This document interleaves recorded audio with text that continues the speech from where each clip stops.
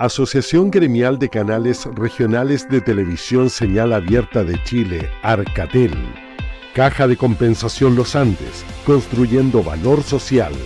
Y Polla Chilena de Beneficencia, 90 años entregando suerte y aportando a la beneficencia, presenta Rostros con Historia. ¿Qué tal, amigos? Gusto de saludarles. Por invitación de Polla Chilena de Beneficencia, que está cumpliendo 90 años, un trozo de historia junto a nosotros. Y Caja Compensación Los Andes, estamos haciendo este Rostro con Historia, que esperamos sea entretenido. Lolita, no la que está en su casa, ¿no? No, Lolita, la librería del Gran Santiago está cumpliendo 10 años. Vamos a hablar de Lolita, vamos a hablar de literatura, vamos a hablar del periodismo, vamos a hablar de la historia, vamos a hablar del Chile de ayer y el Chile de hoy. Tenemos un invitado fantástico, un puñado de cerezas, crónica íntima y hasta ahora inédita, y el narrador pregunta: ¿por qué mi memoria conserva almacenadas en el sótano un montón de imágenes sin clasificar, donde el miedo y la muerte son protagonistas? Uno de sus libros es Un puñado de cerezas. El invitado de esta jornada, con el que vamos a compartir, es Francisco Muat, simplemente Pancho. Vamos y volvemos.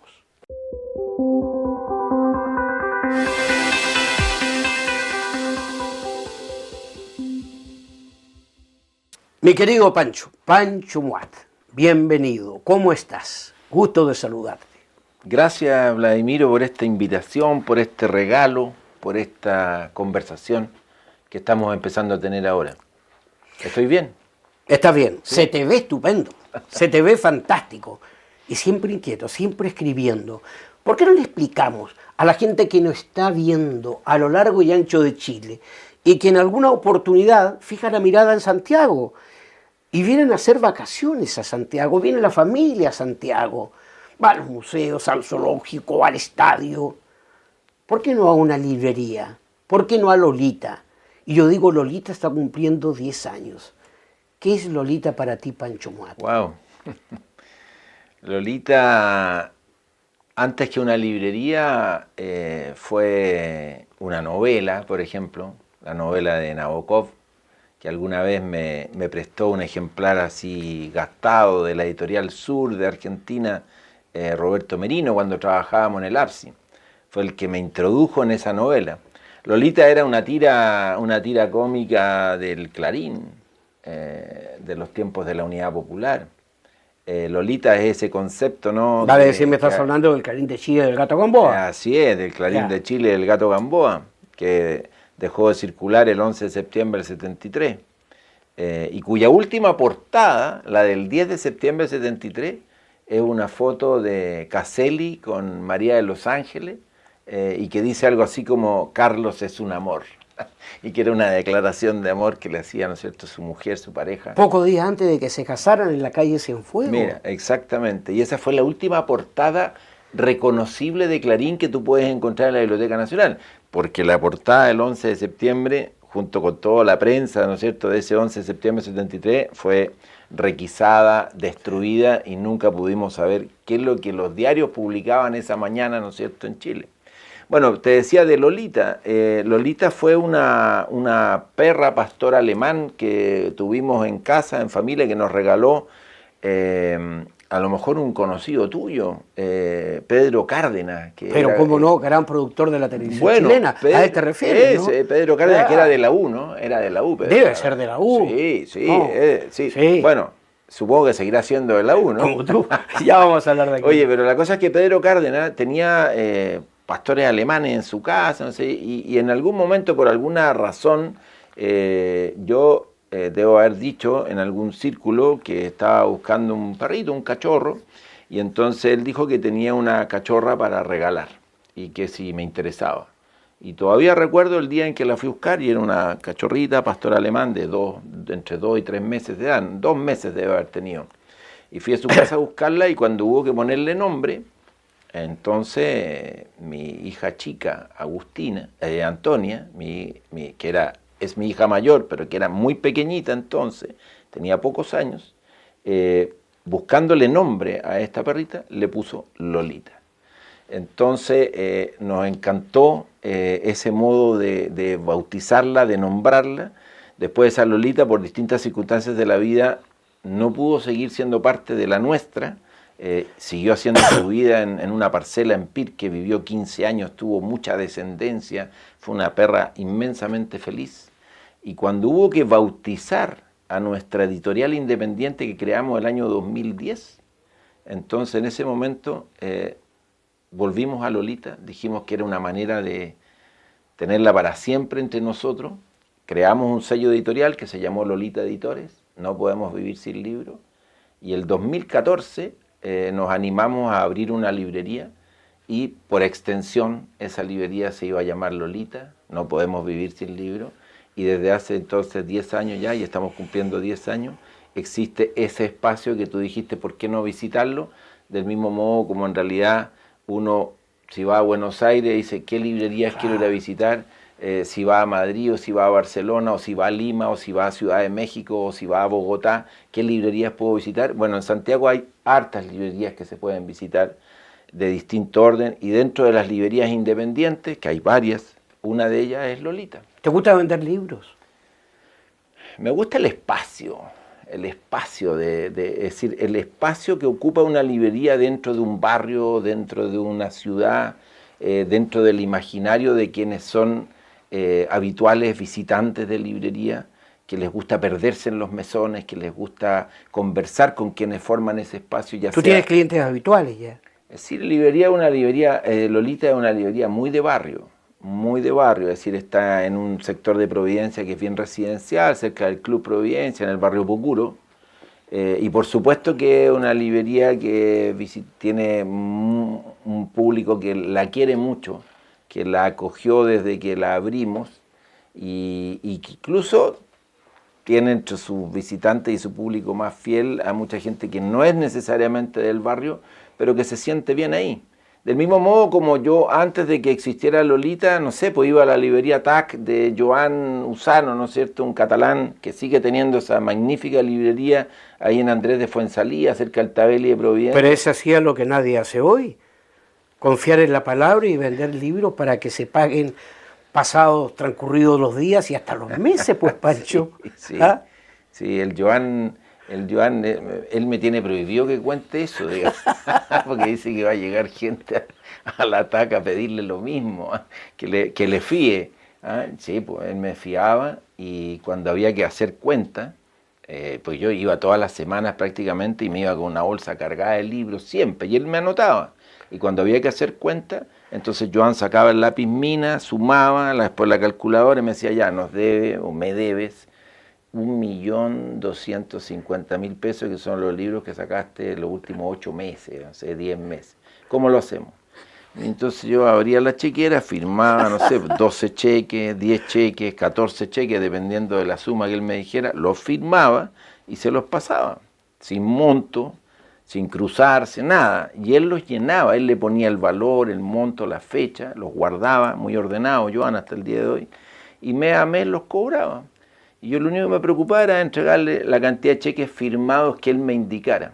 Y así fue nuestra relación en términos comerciales, porque la otra relación, que es la relación de amistad, el vínculo que tú estableces con un librero, con una librera, en la que en el fondo te entregas, confías, dialogas, discutes, debates, confrontas, le traes nombres, libros, y ese otro librero o librera te trae su propio mundo también, y en esa conversación, en ese diálogo pasan cosas muy lindas. ¿Se lee hoy en Chile, o se lee más hoy en Chile, o menos en Chile? No tengo idea. ¿De tu época en que tú firmabas los cheques e ibas a comprar los libros a plazo? Sinceramente no sé. Esa pregunta se la puedes hacer a los ejecutivos de las grandes editoriales, o a los editores de sellos independientes, que probablemente no tienen una panorámica tan exacta o tan precisa de si se lee más, si se lee menos. Yo creo que una pregunta que es muy pertinente, que de repente es más inquietante que si se lee más o se lee menos, es cómo se lee, cuánto se comprende, qué es lo que se escoge, qué es lo que se privilegia. Yo creo que en esas ecuaciones probablemente podamos obtener información más relevante de cara a la importancia que tiene la lectura y en general la exposición a cualquier arte, no solo no pongamos a la literatura como en una situación de supremacía respecto de otras artes, porque desde el desarrollo del mundo audiovisual hay muchas cosas hoy día muy atractivas y muy interesantes, que la idea es que dialoguen. Yo creo que en general el arte, así si tú me preguntas en genérico, lo importante es que converse, que las artes además se nutran, y hoy día eso existe, y es así. La literatura se puede nutrir de todas las artes que hay disponibles, como las otras artes también se nutren de la literatura para buscar y construir lenguajes que sean más propios. Yo creo que lo más inquietante sobre si se lee más, se lee menos, es cómo se está leyendo, cuánto se está comprendiendo y qué valoración hacemos en general de la literatura, del libro como objeto, como una extensión de la memoria y la imaginación, cuánto pesa, cuánto influye, cuánto nos marca, cuánto nos aporta. Yo creo que ahí a lo mejor podríamos sacar, no tengo para nada claro las respuestas, pero podríamos empezar a hacernos preguntas que sean más relevantes a la hora de la conversación pública. Se lee, y hemos escuchado tantas veces, ¿no? Se lee pero no se comprende. Y tú has hablado también de aquello de la comprensión de lo que estamos leyendo. Pero ¿qué crees tú que estamos leyendo más asiduamente hoy los chilenos? Uno. Y dos, si están emergiendo, como creo que están emergiendo, a lo menos en una opinión personal, nuevas plumas interesantes para describir fundamentalmente, más que la novela, he visto más que novela, más que cuento, incluso más que poesía, ¿no? Una verdadera catarsis respecto, por ejemplo, al mundo que vivimos, al continente que compartimos, al Chile que hoy estamos experimentando. He visto mucho sobre aquello hoy. Sí, mira, yo en general me atrevería a lo mejor a hacer un juicio que no es muy simpático en un sentido, digamos, que es que de repente igual se publica más de lo que se debiera publicar. Lo primero, como que hay una cierta compulsión por de pronto hacer visible y publicable y publicado todo lo que se te pueda ocurrir. Y en ese ejercicio me parece que a veces complejizas el trabajo de selección de los materiales que más te pueden interesar o gustar o interpelar. Entonces lo primero que diría es que se publica bastante. Si tú por ejemplo revisas las novedades editoriales, tanto de los grandes consorcios como de los sellos más pequeños, la suma de eso, Blay, es infinita. Es decir, la cantidad de libros nuevos que aparecen, la cantidad de reediciones, de recuperaciones de ediciones antiguas, de verdad es inabarcable. Es decir, de repente hay gente que, no sé, puede entrar a Lolita y se pega una revisada, así, una librería que igual, no sé, pues son 80, 90 metros cuadrados. Es decir, es un espacio pequeño pero grande al mismo tiempo, sí, donde hay, no sé, 30.000 títulos. Y tú dices, bueno, ¿y usted cuánto ha leído de todo esto? Así, a cualquiera que esté ahí, ¿no es cierto?, que sea parte del equipo, le hacen esas preguntas. Obviamente que muy poco del conjunto de lo que hay allí. Eso de partida, te asumes como un lector incompleto, pero es que eso es parte de la definición de cualquier lector. No se puede aspirar a la biblioteca, ¿no es cierto?, de Babel internalizada en uno.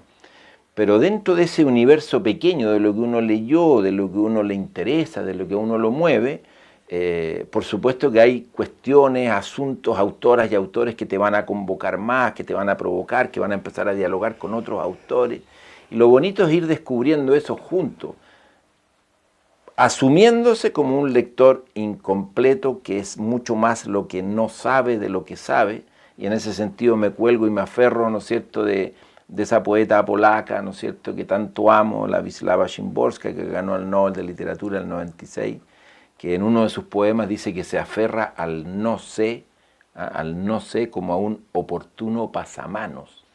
Yo me parece que en el no saber, en el balbuceo, en la búsqueda, en la indagación, en ese viaje, hay una posibilidad maravillosa de no solo aprender, sino de vivir la vida de una manera que a mí por lo menos me atrae, me conmueve y me provoca.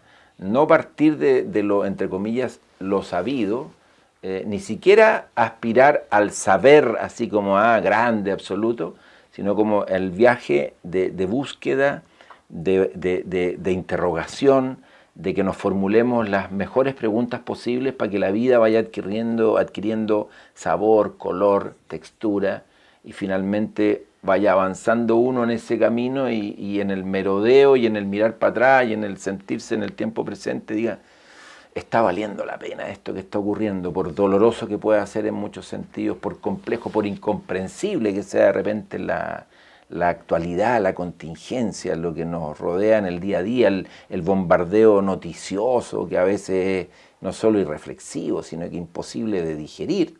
En todo eso van permaneciendo pequeños destellos que van haciendo que esta cosa cobre vigor, valor, de repente tenga algún sentido que ni siquiera sabemos mucho cuál es. Pancho, ¿cuándo nace la inquietud en ti, antes que escribir, te pregunto, de ser periodista? Tu padre es médico, ¿no? Tu padre fue médico, Sí. Fuiste buen alumno, ¿sí? Buen alumno, del San George primero, Sí. del Juan Evangelista Del después. San Juan Evangelista. Estuviste siempre con los curas. No. Fuiste formado entre los curas. Sí, es verdad. Es decir, en el St. George estuve hasta quinto básico, es decir, hasta los 10 años. Sí, era un colegio cura de la Holy Cross, de una congregación de sacerdotes gringos, la mayoría, de Estados Unidos. Colegio muy polémico en un sentido, ¿no es cierto? Porque en tiempo de la Unidad Popular llegó a dirigirlo un sacerdote que se llamaba Gerardo Weyland, que simpatizaba con la Unidad Popular. Está la película Machuca, ¿no es cierto?, que da sí. cuenta de esa época, del periodo de lo que se llamó la integración, ¿no? Cabros niños y niñas que vivían en las poblaciones allí colindantes con el colegio. El colegio se trasladó, ¿no es cierto?, de Pedro Valdivia con Pocuro, donde ahora están los mormones, ¿no es cierto?, se trasladó el año 70, el mismo año en que, ¿no es cierto?, sale el Ejido Allende, se traslada allá a la pirámide, donde queda hoy día el St. George. ¿Tú alcanzaste a estar ahí? Yo alcancé a estar en tercero, el 70, el 71 y el 72, es decir, UP, lo viví allá en el St. George de la pirámide. Tu libro dice, la propuesta de la congregación provocó rechazo desde el comienzo en el ala más conservadora de la comunidad escolar. Sí, claro, imagínate, para un montón de estudiantes, de familias que vivían ahí en Vitacura, ¿no es cierto?, de lo que se llama, ¿no es cierto?, el barrio alto de Santiago, de la oligarquía, digamos, chilena, que de repente en sus salas de clase, ¿no es cierto?, a sus hijos e hijas, porque además un colegio que empezó a ser mixto ahí, el 71, empezaron a llegar 5, 8, 10 alumnos y alumnas que vivían en las poblaciones ahí del margen del río Mapocho, la población El Esfuerzo, la población El Ejemplo, y de esas poblaciones, digamos, niños que vivían en esas poblaciones empezaron a ser admitidos, fueron becados, ¿no es cierto?, para entrar al St. George, a compartir sala, ¿no es cierto?, con estos muchachitos que eran la tradición del St. George, que aquí del barrio de Providencia, que después se instaló ahí en la pirámide. Eso provocó un debate al interior de esa comunidad y una resistencia, así como de piel del ala más conservadora, pero manifiesta desde el comienzo. ¿Y los niños eran discriminados ¿Qué es en la esto? sala? Es una buena interrogación que yo me he hecho también de mi propia historia, pues yo era muy chico, yo tenía 8, 9, 10 años, y lo que sí recuerdo, es un recuerdo que probablemente está muy difuminado en mí, es que en los cursos más grandes, los cabros que ya eran más adolescentes, eso sí se sintió y se vivió, y de hecho yo creo que la película Machuca de Andrés Wood da cuenta también de eso. No era solo la discusión y el debate al interior de la comunidad de padres, no era solo la discusión al interior de la comunidad de profesores, sino también al interior de los cabros. Que se peleen cabros chicos en una sala de clase o en los patios del recreo es parte de la vida, pero que se peleen o que se agarren por una cosa discriminatoria, ¿no es cierto?, de tu origen, así como de una cosa social, económica, es muy brutal. yo percibí algo de eso, sobre todo en los cursos más grandes, y no sé hasta dónde, y esta es una pregunta que me he hecho hasta el día de hoy, no tengo respuesta, cuánto de ese clima que empezó a latir allí, de violencia, que en el colegio se expresaba y que empezó a expresar en Chile con mucha fuerza el 72, ni hablar del 73, me llevó a mí a pedirle a mis padres el año 72 que si me podían cambiar de colegio. Y yo de hecho el 73 ¿Tuviste miedo?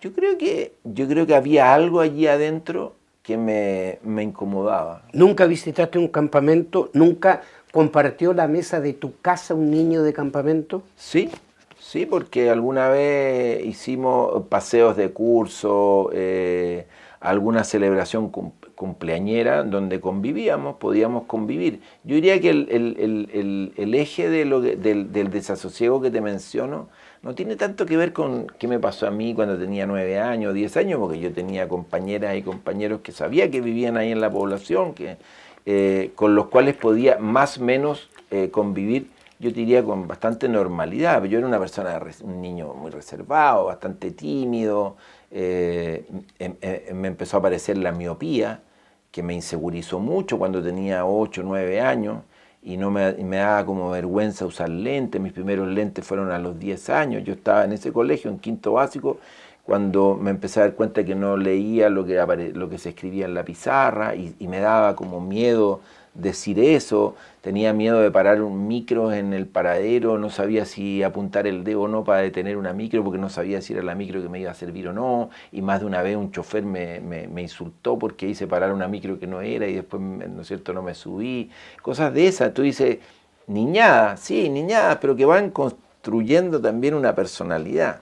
Y yo creo que el St. George para mí fue una experiencia laboratorio bien especial, que nunca me abandonó. Incluso cuando me cambié el 73 al Colegio San Juan Evangelista fue otro paisaje, otra realidad, más como, yo te diría, de, entre comillas, clase media, acomodada, no tan nítida como esa distinción que había en el St. George entre una clase muy acomodada, una burguesía muy flagrante, por decirlo de alguna manera, y un grupo, ¿no es cierto?, de muchachas y muchachos que venían de la población y que estaban también, habría que preguntarle a ellos cómo fue para ellos también esa experiencia extraña, singular, que la película Machuca de Wood intenta retratar, pero que sin duda me imagino que es parte de la biografía de todos esos muchachos y muchachas que llegaron a St. George. Esos días de 1973, como todos los días, ibas a jugar a los naipes, al tablero chino. Hace tiempo que no juego un tablero chino con mis nietos. Pero tú ibas a compartir con tu abuela. Vivía en la casa al lado. ¿Ah? Sí. Y te recibe un día y te dice que Allende es una tragedia. Esa fue la frase que grabó mi memoria. Allende es una tragedia. Esa frase la pronunció mi abuela la mañana del 5 de septiembre del 70, imagínate, yo tenía 8 años, estaba en tercero básico. Esa elección fue un viernes, por lo tanto yo ese día no fui al colegio, el sábado en la mañana, el 5, y partí donde mi abuela, como mañana común de sábado, a saludarla, a ver si me jugábamos una canastita en la mañana, un tablero chino, nos gustaba mucho eso. Y mi abuela estaba con el mercurio abierto, así, ¿no es cierto? Lloraba en el comedor de diario. Y esa fue una de las frases, o yo la construí así, mi memoria la rellenó de esta forma. Ella lloraba. ¿Qué te pasa, abuela? Allende es una tragedia. Es decir, Allende había obtenido la primera mayoría, faltaba, ¿no es cierto?, que después el Congreso lo ratificara. Y bueno, por el acuerdo entre la UP y la democracia cristiana, tuvo los votos suficientes, ¿no es cierto?, para el Congreso, para ser confirmado en el Congreso en octubre y asumir a principios de noviembre como presidente. Previo asesinato de Schneider. Así es, hubo ahí un intento, ¿no es cierto?, de interrumpir el proceso democrático, mataron a René Schneider, un grupo vinculado a Patria y Libertad, ¿no es cierto?, un grupo de extrema derecha, ahí en Martín de Zamora con Vespucio, así es, en el auto institucional suyo, ¿no es cierto? ¿Sabes qué? Me hiciste recordar algo que no está en un puñado de cereza.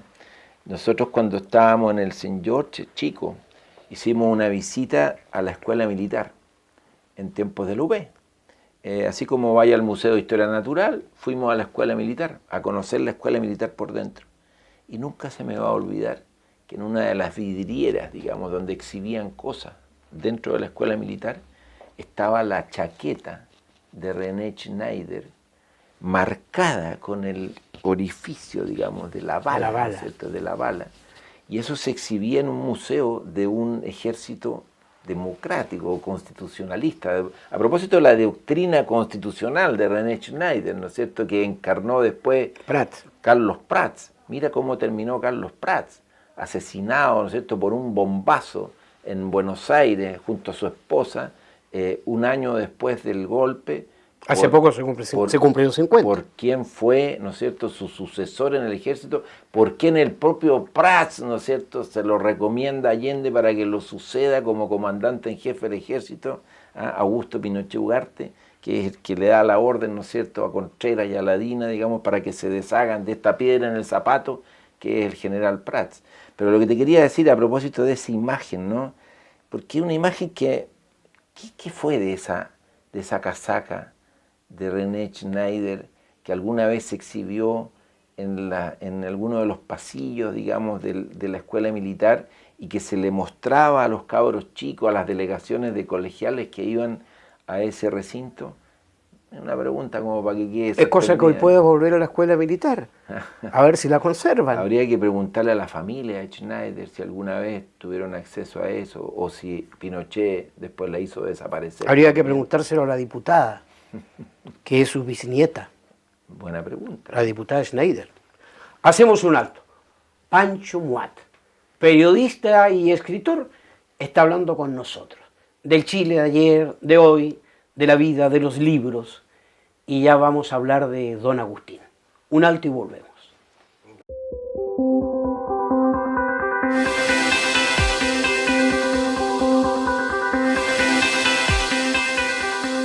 Francisco Muat, Pancho Muat. Por favor, un homenaje a la mamá. ¿El apellido de tu mamá? Croxato. Corosato. Antes de ir al alto, terminábamos hablando, ¿no?, del general Schneider, del general Pratt, en fin. Pero te dejé también deslizada la inquietud respecto a cómo te nace el periodismo, cómo lo vas desarrollando, cómo corre entre tus venas la sangre del periodista, cuándo descubres de que vas a abrazar esta profesión u oficio. Ya me lo vas a decir tú, la diferencia entre profesión u oficio. ¿Qué crees tú que es el periodismo? Bueno, prefiero lejos oficio a profesión, lejos, porque oficio habla de artesanía, de artesanado, habla de trabajar con materiales. En cambio, profesión suele aludir a algo que ya se enfría un poco, ¿no? Se conecta con aspiraciones, con carreras, con logros, metas, objetivos, se trazan como, y sigue como una línea. La palabra carrera es muy reveladora, ¿no? Carrera, tú corres hacia un lugar. El oficio está en otra frecuencia. El oficio, yo creo que admite y sobre todo integra como amor a los materiales con los cuales hago esto. Y yo me conecto allí mucho con el oficio del periodismo, aunque no lo practique hoy de manera tan nítida como sí lo practiqué durante muchos años a lo largo de mi vida. Eso es lo primero, oficio más que... Y me gusta que se entienda como un oficio. Segundo, me encanta que se entienda como un oficio de inspiración humanista, es decir, que tenga al hombre allí en el centro, que es una cuestión que hoy día te la van a discutir los hechos. Ya ni siquiera necesitamos que alguien lo declare, simplemente la dictadura de, ¿no es cierto?, las economías, los números, las utilidades, lo que tiene que dejar. Es decir, cuando yo trabajé, por ejemplo, el poco de mi vida que trabajé en televisión, fundamentalmente en el programa El Mirador de TVN. Televisión pública. De una televisión que al menos lo público estaba allí latiendo con fuerza, había un interés por reforzar la idea de un canal público, era completamente desquiciado cuando se empezó a hablar de que se iba a medir el rating, la sintonía, el people meter, eso online. Se veía como, no, si esto no va a ocurrir, esto es ficción, esto es ciencia ficción. Y mira, no mucho después, no solo se impuso, sino que en el fondo terminó determinando formas, contenido, terminó decidiendo los criterios. ¿Fue matando también la televisión? Pero totalmente. Es decir, y por lo tanto hoy día, ¿por qué el mundo del streaming hoy día de las aplicaciones ha adquirido el peso y la fuerza, digamos? Es porque no hay en eso que llaman, imagínate la palabra fea, parrilla, la parrilla, cuando hablan de la parrilla, ¿qué es eso? A mí ya que yo conozco varias. No, pero a mí que así, cuando ya empecé a usar términos como eso, ponte en guardia, digamos, es decir, y no se trata de mirar como con adoración, nostalgia, ingenuidad, que lo anterior sí, eso tenía sentido y era bueno y lo de ahora, no, yo creo que esa mirada tampoco se cae a pedazos también, porque en el antes, en el ayer, también había muchas cosas que hoy día no resistirían, se caerían también por su propio peso, en el juicio que hiciéramos de ella. Pero volviendo a lo del oficio del periodismo, me gusta que sea de inspiración humanista, y a mí me atrapó. Fíjate que lo he mirado y creo que cuando estaba escribiendo Un puñado de cereza se me vino también esa imagen. Mencionábamos hace un rato lo de Carlos Prats. Cuando matan a Letelier en Washington, coincide con yo diría el surgimiento en la investigación sobre el caso Letelier, el surgimiento de la revista Hoy. Y la revista Hoy fue un semanario que aparecía los días miércoles, que es la continuación de lo que era el Ercilla de antes, que dirigía una pareja de periodistas de mote cristiano. Emilio Filippi era el director, Abraham Santibáñez era el subdirector, que se van, ¿no es cierto?, de Ercilla y forman una empresa, digamos una sociedad editora, y sacan la revista Hoy. Y la revista Hoy, mi papá se suscribió al Hoy con el kiosco en la esquina, como se hacía antes en general, que no te suscribíais con una empresa, ni pagabais con una tarjeta de crédito, sino que ibais al kiosco en la esquina y le decía, señora, todos los miércoles, el martes usted me lleva al estadio, o el miércoles, y me lleva también la revista Hoy, y me lleva alguna revista de monitos, digamos, para me imagino que Barrabases. Barrabases, por supuesto, digamos, es decir, obvio. Y entonces, que la revista Hoy llegara a casa el 77, yo ya estaba en el San Juan, y el San Juan era un colegio que tenía esa inquietud, ya sea por los curas o por algunos profesores, digamos, que llegaron en el 76 al colegio y que nos marcaron mucho a fuego, de conectarte con tu circunstancia, con la aldea en la que viví. Y esa era llevábamos 3 años de dictadura, 4 años de dictadura, y a mí me interesaba empezar a entender qué era lo que ocurría, por qué había profesores que me hablaban de ciertas cosas, por qué las lecturas que algunos me llevaban, ¿no es cierto?, en clases de castellano o de historia, nos hacían pensar, darle vuelta a las cosas y entender un poco mejor que éramos algo más. Ya estaba borrada la filosofía en aquel tiempo, ¿no? Y educación cívica también. Pero resulta que el Loco Roja y después Ernesto Rocha, profesores míos de filosofía, fueron importantes. Es decir, empezaron a inocularte preguntas que por lo menos para mí tenían mucho sentido. Entonces tú me dices, ¿de dónde surge el bicho del periodismo? Yo creo que surge de ahí.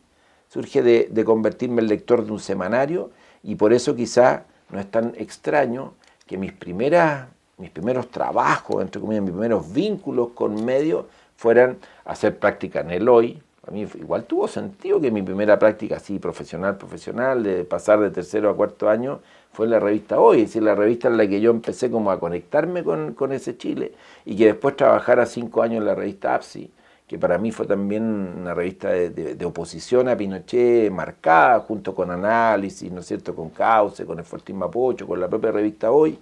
Ese fue el espacio en el que yo como que me desenvolví como periodista y que me marcó a fuego. Es decir, para mí el periodismo es revista, es lectura, es contar historias, Ese es el periodismo en el que yo me moví, y no es el periodismo, es el periodismo en el que yo estuve simplemente. ¿Y por qué optaste en ese momento ir a la Universidad Católica, que se presumía era una universidad para aquellos tiempos más conservadora, estaba con una intervención, un ex almirante de la Armada? La Chile y la Católica estaban igual de intervenidas, es decir, no porque hoy día la Universidad de Chile sea una universidad, vuelva a recuperar un cierto sentido laico, ¿no es cierto?, y como de república. Estamos hablando del 80, es decir, del 79 yo salí del colegio. Eran universidades intervenidas. Sí. La Universidad de Chile intervenida directa militarmente. La Universidad Católica, el rector, un ex marino, Suet, ¿no es cierto? De eso estamos hablando, de una universidad constreñida, censurada, con ramos y profesores y profesoras, yo te diría que autocensurados de manera brutal. La Escuela de Periodismo, la Católica, de la que yo fui parte como estudiante, tenía unos pocos profesores que tenían el cartel de más abiertos, y de hecho eran los profesores a los que nos aferramos, ¿no es cierto?, y que se convirtieron en un, yo diría que en un respiradero para una facultad y para una universidad muy pesada, muy ruda, con un pro gran canciller como el cura Medina, de un conservadurismo grosero, con la fuerza del gremialismo que, ¿no es cierto?, que había impreso Jaime Guzmán en la Católica, en la Facultad de Derecho, y que había impregnado y permeado a esa universidad. Esa es la universidad a la que uno llegó, y yo te diría que en algún sentido fue muy importante y fue valiosa esa experiencia de palparlo, vivirlo, padecerlo en algún sentido. Yo lo digo también en Puñado Cereza, yo no sufrí ni un rasguño, digamos. ¿Y por qué buscas tú al salir de la universidad? Tú me dices, hice práctica en la revista Hoy y después trabajaste en APSI, claro. Y fuiste a hacer un programa cultural a la televisión chilena, participaste en Mirador, ¿era, no? Sí, el Mirador. El Mirador. Después vino el Show de los Libros con Antonio Escármeta, sí, recientemente fallecido, ¿no? En todo caso, poca cultura entrega la televisión pública. ¿Y por qué buscaste esa trinchera para comenzar a trabajar? Una trinchera complicada, difícil en aquellos tiempos. Porque siempre me vi a mí mismo como alguien que le interesaba leer y escribir. Esos eran los verbos, y son los verbos que me han acompañado hasta el día de hoy. ¿Y nunca hablar? Leer y escribir. ¿Y hablar? No, la radio, me estáis hablando por la radio. A eso quiero llegar. No, la radio es una extensión de eso, del narrar. La radio es una forma de narrar preciosa, lejos de los medios de comunicación, pero con distancia. Hoy día debe ser el único que realmente, así como que me apasiona y me atrae, porque revistas ya no hay, porque ya no se hacen, porque ya no se imprimen, porque son digitales, diarios. Ha sido yo te diría que una destrucción horrible del concepto de lo que es un diario. También son hoy día espacios digitales, cada vez más conectados como plataformas para vender publicidad, cada vez menos análisis, menos reflexión, menos valoración del hecho de contar historias. Entonces, los libros han ido convirtiéndose en un depósito, ¿no es cierto?, en un espacio, en una fuente donde poder recoger y narrar lo que los diarios y las revistas ya no hacen. La televisión está metida en un berenjenal que la televisión abierta, como se llama, ¿no es cierto?, que no quiero ni entender, y luego te queda la radio.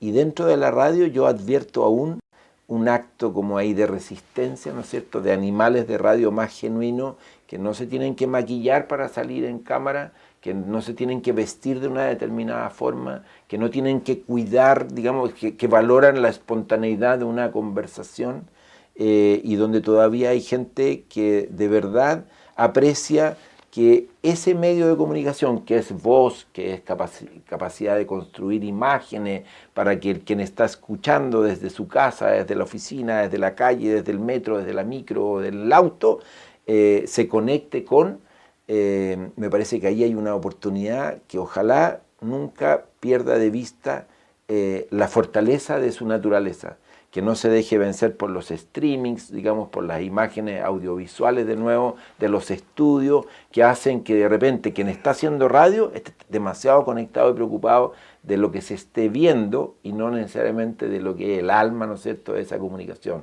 que es fundamentalmente sonora. Para no decir viejo, más viejo que tú, soy hombre, como dicen los argentinos, hombre grande, ¿no? Hombre grande. Sí, es grande. Pequeño, soy grande, ¿no?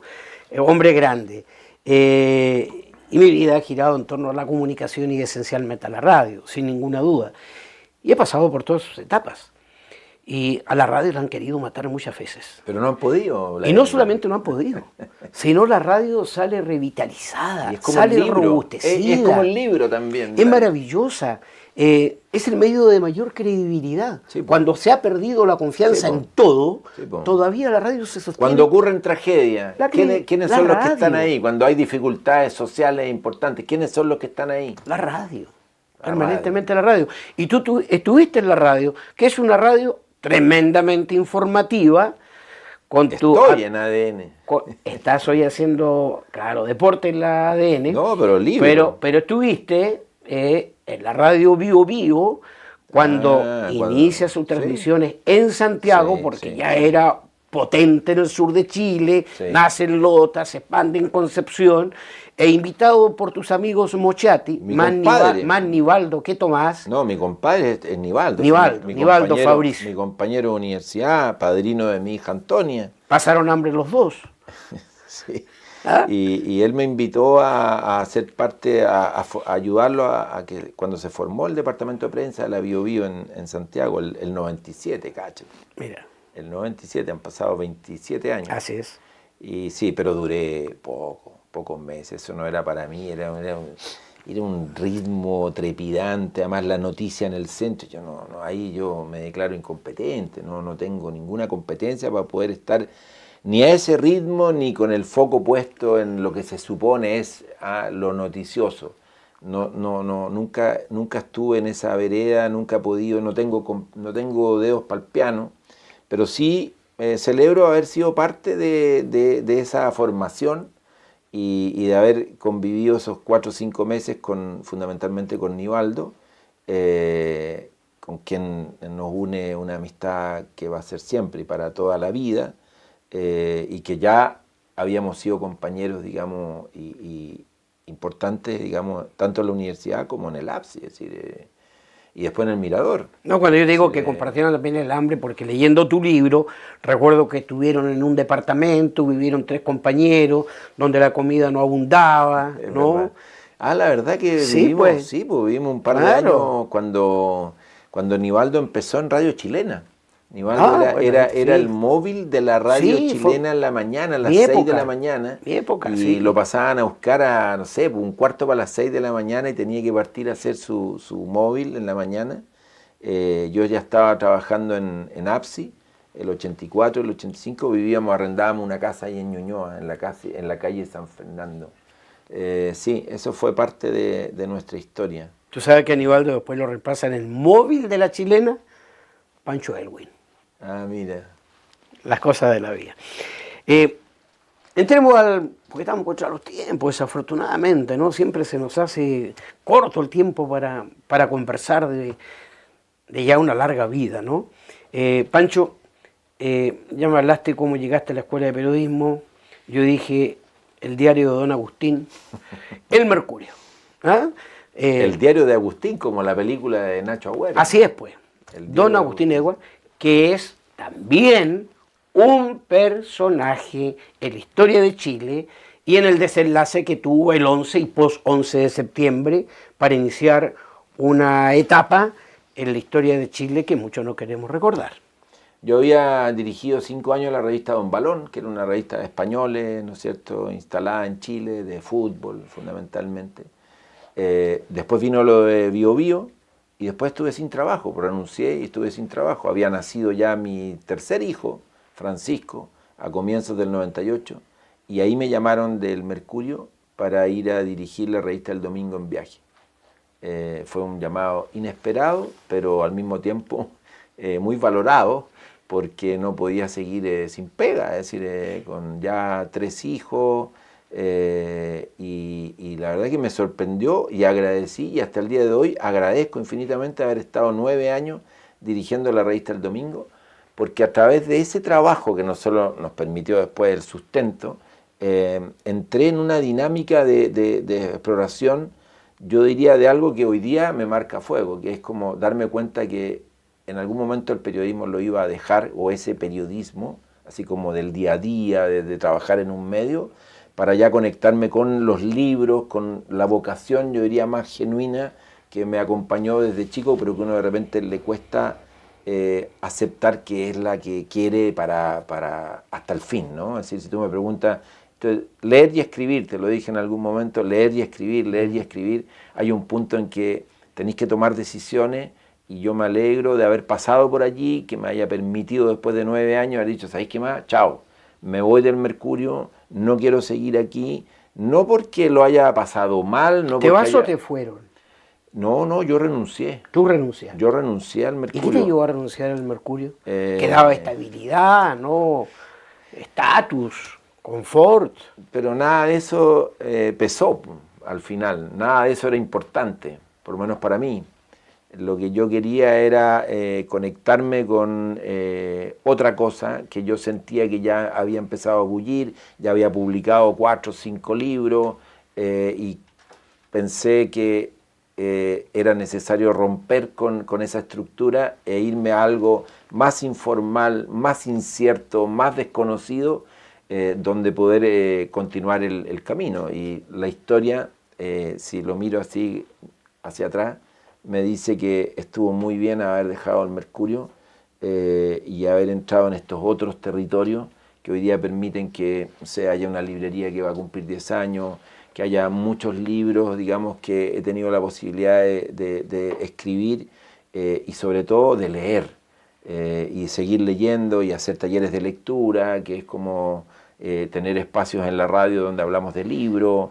En fin, es decir, como conectado con algo que está como en la esencia, creo, de mi ser y de mi hacer, y qué mejor que desplegarlo lejos del Mercurio. ¿Hoy usas celular tú? Sí, uso celular. Una época no tenía celular cuando era editor del Mercurio, y fui el último editor del Mercurio que pudo andar sin celular y no ser interrumpido cuando se le da la gana a Don Agustín, como les gustaba nombrarlo en el diario. Yo nunca pude decirle así. Y él me exigió que tuviera un celular porque un día no me pudo localizar para decirme una tontería. Pero tenía esa cosa del control, ¿no? Es decir, él tenía que tener a toda su gente ahí y controlarla, y en el fondo... ¿Hablaste muchas veces con Agustín Edwards? Muy pocas veces. No, yo diría que una de las cosas buenas de mi paso por el Mercurio fue que prácticamente yo no tenía relación con él. Y creo que eso, en algún sentido, es sano. Pancho Muat, con nosotros haciendo Rostro con Historia. Pancho, no podemos terminar este programa si no hablamos de la U. Tienes un libro, ¿no? Sí, sobre la Universidad de Chile. Este es el más reciente, sí, Ser de la U. Ser de la U. ¿Qué es ser de la U, No tengo Pancho? idea. Estudias en la Católica y eres de la U, pero Sí. profundamente sangre azul. Sí, totalmente. Mira, yo creo que este libro al menos es un intento de tratar de hacerme y hacernos esa pregunta y no responderla, pero al menos insinuar posibilidades. Me gusta ser de la U, me encanta lo que expresa, me gusta el color, me gusta esa identidad laica que la acompaña. Incluso hasta me he sentido familiarizado con esa idea, ese concepto de que ser de la U es acostumbrarse y aprender a sufrir, a perder, a que nada es fácil, a que a que lo que se pueda conquistar te tiene que costar, ese relato, esa épica que suele acompañar a la U, que a veces uno dice, es un poco exagerada, como que uno termina finalmente... ¿Has llorado por la U? Yo creo que he llorado de emoción, sí. pero no de pena, fíjate. ¿Cuál es tu primer recuerdo, acercamiento con la Universidad de Chile, Club Deportivo? Un gol de penal de Rubén Marco, una noche del año 69 en el Estadio Nacional frente a la Unión Española, que significó el 2-0. Ese es como el primer recuerdo, así como nítido. Después empiezan a pasearse una cantidad de imágenes infinitas hasta el día de hoy, y es bonito los relatos que pueden llegar a germinar en uno, no solo los propios, sino de otros, a partir de ese ser de la U. Me encanta ser de la U y sé que lo seré hasta el fin. Tú naciste en el año 62. Sí, señor. En la época esplendorosa de lo que la fanaticada azul ha conocido como el Ballet Azul. Parte final del Ballet Azul, ¿tienes algún leve recuerdo de lo que significó esa etapa en la U? Es decir, así como experiencia propia, el 69, ya el último año, ya el ballet, claro. De hecho el último título de la U, de un ballet ya retirándose, ¿no? Después los jugadores se van a México, muchos de ellos, y ahí el equipo se desarma y después viene la debacle. Sí, en los 70 viene la debacle de la U. Pero a mí me encanta todo lo que he podido vivir con la U, aunque no haya vivido el ballet, es decir, vivir la caída de los 70, ¿cierto? Vivir el descenso a principios del 89. Con Cobre, sale. La U cae a segunda división, que hoy día así, todos se rajan vestidura, como el ascenso. Nada, y fue precioso la temporada de la U en segunda división. Los colocolinos dicen, gracias a Vasconcelos volvieron a la primera. Bueno, y claro, y yo tengo un recuerdo amoroso de Vasconcelos por ese gol a Magallanes que en el Estadio Nacional que casi abrochó, ¿no es cierto?, el regreso a primera división. Pero encuentro hermoso lo que acompaña a la U y por supuesto completamente desnaturalizada hoy en este universo de sociedades anónimas y de directorio y de gente que en realidad no es ni el equipo, y sin embargo está ahí porque puso una plata y son accionistas mayoritarios. Pero eso ya es otra historia. En realidad no me interesa incluso esa historia dentro del ser de la U. Pancho, te quiero agradecer. Mira, no hablamos nada de fútbol, no hablamos nada de literatura deportiva, porque hoy hay abundante literatura deportiva. Yo nací y me crié con escasísima literatura deportiva, siendo las más importantes literaturas deportivas de aquellos tiempos, leyendo a Ardizón en El Gráfico, por ejemplo, maravilloso, con una pluma fantástica, Cherque Fialo, Héctor Vega Onesime, aquí Antonino Vera, Julio Martínez, Renato González, Mr. Wifa, Paulo de la revista Estadio, ¿no? Julio Degardo, que, bueno, ellos fueron sostén de la revista Estadio. Esa era nuestra literatura deportiva. Había narración ahí, sí. Pero hoy día sí hay un universo de libros y de mucha literatura que ha puesto el fútbol y el deporte, además, ¿no es cierto?, como el universo en el cual desplegar mucho lenguaje, y hay muy buenos libros y muy buenos autores y autoras que exploran eso. Y espero que este libro se inscriba dentro de esa tradición, ¿no? Junto con muchos otros, para construir una biblioteca en donde el fútbol sea un disparador, ¿no? ¿Se te hizo larga, lata la conversación o no? Ay, ¿cómo se te ocurre? Pero algún día hablaremos más de radio. Sin duda. Porque, y a lo mejor estaremos en un estudio de radio haciendo algo a partir de lo que se nos ocurra, Vladimir. Ha sido un gusto, Pancho, para de verdad. Infinito. Gracias. Francisco Moat estuvo con nosotros, periodista, escritor, que tiene una amante confesada. Su amante se llama la U. Hasta la próxima. Gracias por estar con nosotros.